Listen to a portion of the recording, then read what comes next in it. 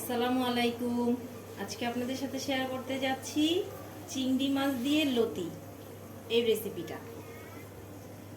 এখানে নিয়ে নিয়েছি লবণ, মরিচের গুঁড়া, ধনিয়ার গুঁড়া, হলুদের গুঁড়া, আদা রসুন বাটা আর জিরা বাটা। আর এখানে তেলের ভিতরে দিয়েছি পেঁয়াজ বাটা আর কাঁচামরিচ বাটা। এই মশলাগুলো এখন দিয়ে দিব। এটাকে সুন্দর করে নেড়ে কষিয়ে নেব। তারপরে এখানে দিয়ে দিব চিংড়ি মাছ। চিংড়ি মাছের মাথাগুলো সুন্দর করে বেটে নিয়ে আসছি, এটা এখানে দিয়ে দিব।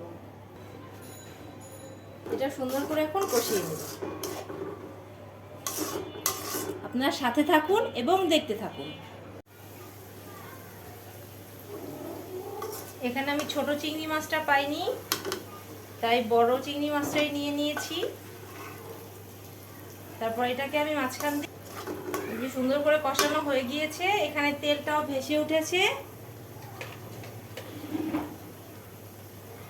এখন আমি এখানে দিয়ে দিব লতি, সুন্দর করে কেটে ধুয়ে নিয়ে এসেছি।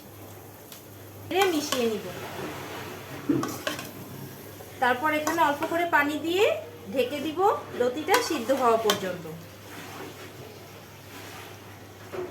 আপনারা শেষ পর্যন্ত ভিডিওটা দেখবেন। খুলে দেখবো এটা সিদ্ধ হয়েছে। এটা এখন আর ঢাকতে হবে না, সুন্দর লতিটা সিদ্ধ হয়ে গিয়েছে।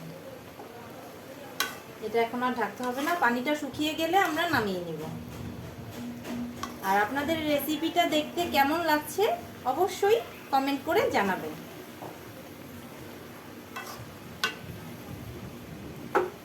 আমার সাথে থাকবেন, আমাকে সাপোর্ট করবেন। আল্লাহ হাফেজ। এটার ফাইনাল লুক আপনাদেরকে দেখিয়ে দিচ্ছি।